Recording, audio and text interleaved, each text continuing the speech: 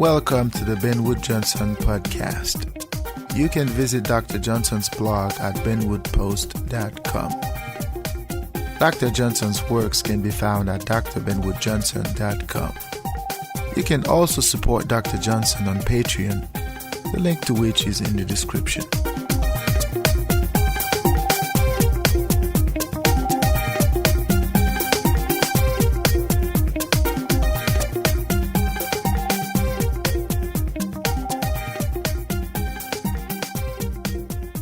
Hey, welcome to the Benwood Johnson podcast. Today is August the 27th, 2018, and this is podcast number 14. Today we're going to be talking about a very peculiar topic. We are going to talk about racism. Now, before we go further, let me say that racism is a controversial issue. People have different approaches, different understandings, different ways of looking at the concept, and I am not going to debate the concept in depth here. So I did not really want to talk about this, but there are so many things that are happening in my life at this point, so many things that are affecting my life that I feel like I have an obligation to speak up a little bit. And in this podcast, I am going to do just that. Now, you may not agree with what I'm about to say, but don't take it personally, because I am not criticizing you personally. I am not criticizing your country. I am not criticizing your community, but I am talking about those who have one way or another targeted me or targeted my family, and at this point I feel like I have to say something in public. So that's what this podcast is about. As usual, without further ado, let us get to it.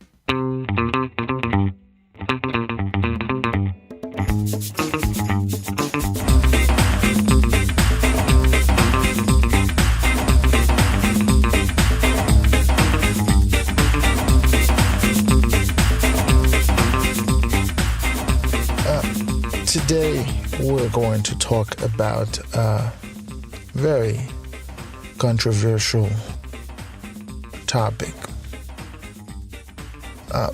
The reason this topic is controversial, it is not necessarily because it is an inherent controversial issue or an inherent contested issue. It is controversial because there's a certain bad faith on the part of the people who approach the subject. There is, for the most part, a reluctance to admit the obvious. There is, for the most part, a desire to suppress the reality that is before everybody else's eyes. And that's one of the reasons the concept of racism is often contested. It is not because the person who contests it does not know the existence of racism. It is because sometimes it does not suit them to admit that. Okay. But there's also another side of the subject, and that is when people want to use the concept or want to use racism as a way to admonish others, as a way to lambaste others, as a weapon, so to speak. So some people are automatically on the defensive when people call them racist. But there are also those who are automatically on the offense when people do something to them they do not understand, they do not comprehend, and they automatically label that as being racist. The answer lies in the middle. Because sometimes what people do to one another is racist in a way that it is based on the fact that the other is the other. Whenever you treat a person, whether that person is black, white, Latino, or whatnot, whenever you treat a person not because of what they do, what they represent, what they've accomplished or not accomplished. Whenever you treat somebody in this regard, you automatically put yourself in a position where your behavior could be understood as racist. The concept of racism is not that difficult to understand, because when we're talking about racism, the fundamental thing we have to understand, the fundamental understanding we have to have, is that it is a behavior that is based on race. Now, this brings us to the logical question, that is, what is race? Now, there are many schools of thought on this.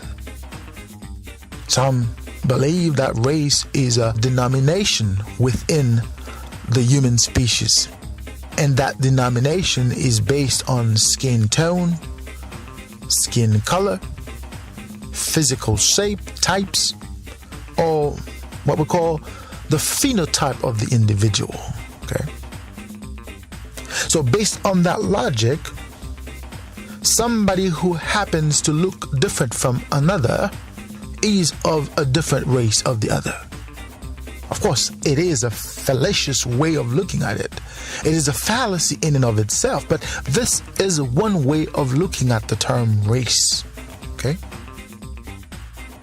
The other way, which is the way I am more inclined to look at the term, is by looking at race within the confound of the human race itself, within the confound of humanity.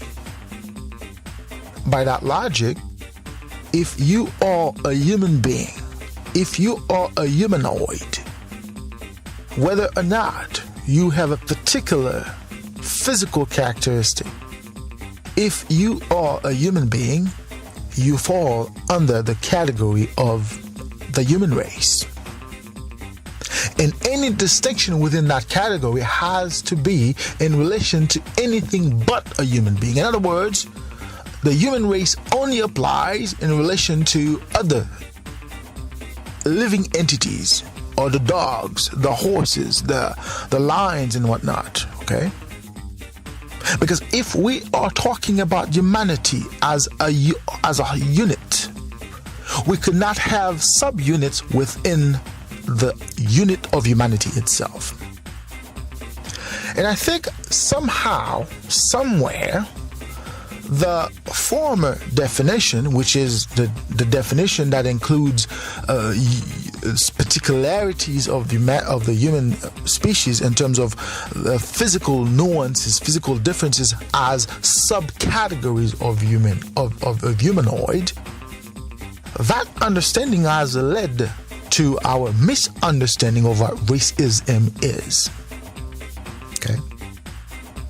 By definition, racism is a behavior. It's a way of treating the other. Okay.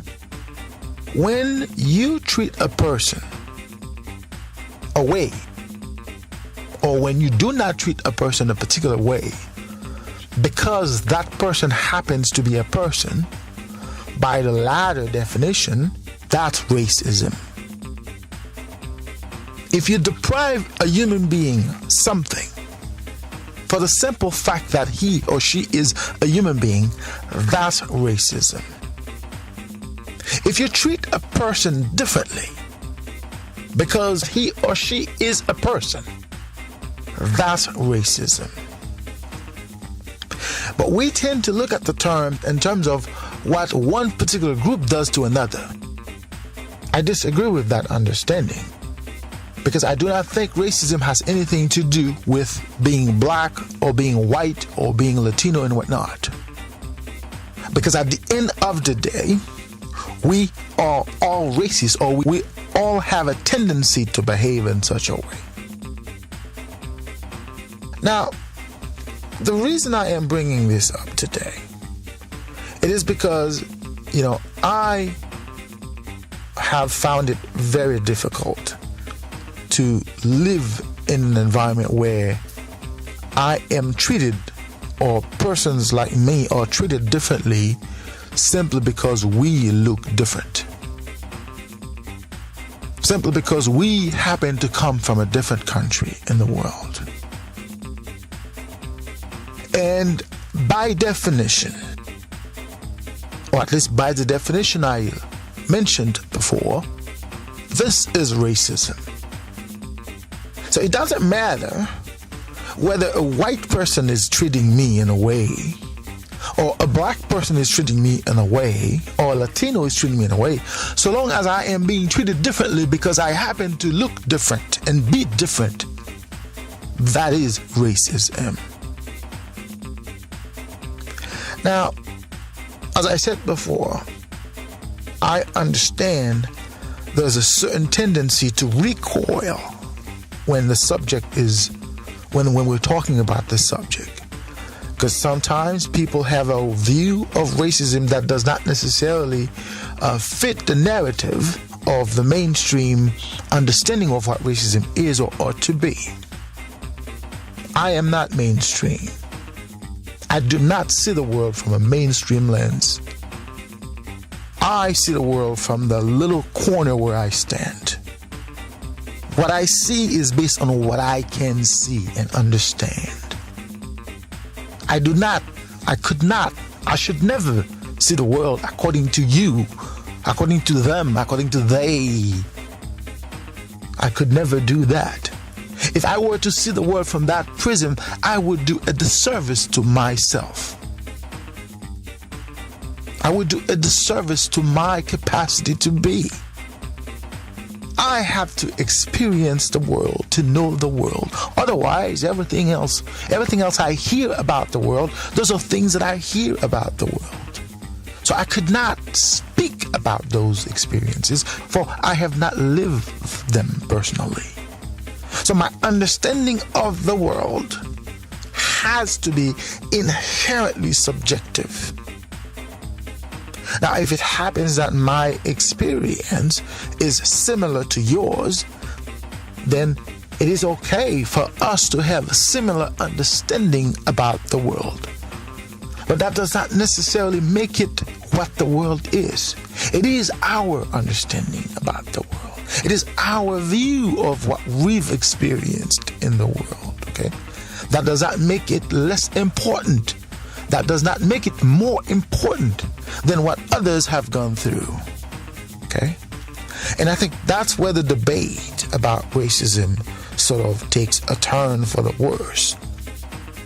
Because there are those who have a particular view about the world. Some have a particular view about their world. But they want to impose that view onto others. They want you to agree with them as if this is how the world is and this is how we ought to accept it to be. When it is not like that for me.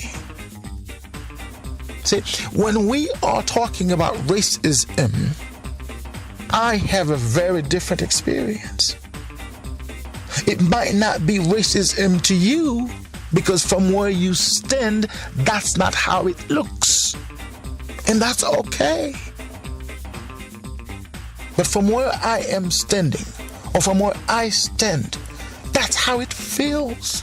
And it should be okay. You should be okay if this is how I feel.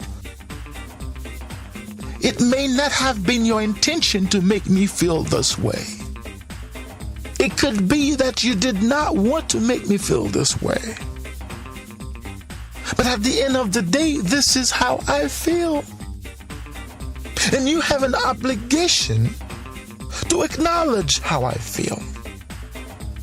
You have an obligation to change the course of your behavior in relation to how I feel. And this is what civilization is about. This is what conviviality is about. This is what humility is about. You have to understand where the other is coming from. Why the other feels this way about you or about the people around you. If you're going to accept that the other is not insane, if the other tells you what it is you're doing to him is offensive in X or Y way, you have to acknowledge that and adjust the way you're treating the other. And when you refuse to acknowledge the other, when you refuse to change the course of your behavior towards the other, you are perpetrating racism. And it doesn't matter that you are black, white, Latino or not. What matters is the way you treat the other. If you treat the other in a demeaning way, degrading way, denying the other the opportunity to be, removing the other from the opportunities, okay, preventing the other from enjoying their lives or his or her life. If you are going to treat the other this way, the other has no other alternative but to think about you as being a racist. If you are not a racist, if you don't want to be perceived as a racist, you have to acknowledge the other and adjust your behavior towards the other. It doesn't make sense that you find it easy to deny the other's suffering. It does not make any sense to justify your behavior towards the other by ignoring the other, by ignoring what you have done to the other. I think it is important when we are talking about racism, we understand why it is still a major issue in society. It is simply because we do not want to acknowledge that we are racist to some extent. We do not want to acknowledge that sometimes we don't do it because we wanted to do it. We do it inadvertently. We do it just because we weren't paying attention to what we were doing to the other. But the other, from where he is standing, he feels that behavior as you being against his beingness. When you attack me as a person, when you see my livelihood as unworthy, when you treat me in a way that you are telling to the world that I don't deserve to be, that is racism. Whether or not you did it intentionally, it's irrelevant. And the minute you know that your behavior to me, towards me or my family, is of that nature, you have an obligation to correct it. And failure of you to do so is blatant racism.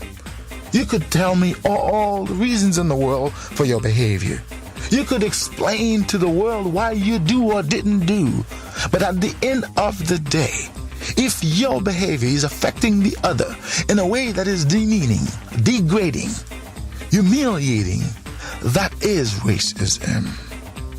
Now, we could debate as to when, how, or the degree of the racism, but we could not debate the existence of it because it is the way a human being treats another. So long as you treat the other because he is the other, that is racism. Now, I understand that this is a peculiar conversation we are having today. And quite frankly, this is not a conversation that I wanted to have, especially knowing the nature of social media these days. When people don't agree with what you have to say, they immediately censor you. What you have to say has absolutely no value because they don't happen to agree with it. So I would not have taken this conversation here. But I have no choice. As a man of color, living in America for about 20 years now, I feel like I am living in hell. As a man of color, living in America for almost 2 decades, I feel like I am living in hell. The way people treat me, the way they treat my family, is nothing short of racism. Of course, they could deny it, and they do have a right to deny it. They do have a right to deny it, but I also have a right to acknowledge it. When what they do to me or what they do to my family, from their vantage point, is not racism, it is applying the law, applying their policy, applying whatever it is that they think they can use to justify their behavior. If this is how they can justify that behavior, it's irrelevant to me. It is irrelevant to me because from where I stand, this is a discrimination against me. From where I stand, this is a discrimination against my family. From where I stand, this is a discrimination against my livelihood. And since I am being treated like the other, simply because I am the other, then I can only call it racism. You could agree, you could disagree. But at the end of the day, it is what it is. If it quacks like a duck, walks like a duck, swims like a duck, then it is a duck. If it feels like racism, smells like racism, and hurts like racism, then there's no doubt it is racism. You could agree to disagree. You could deny it, but that would not change the fact that it is what it is.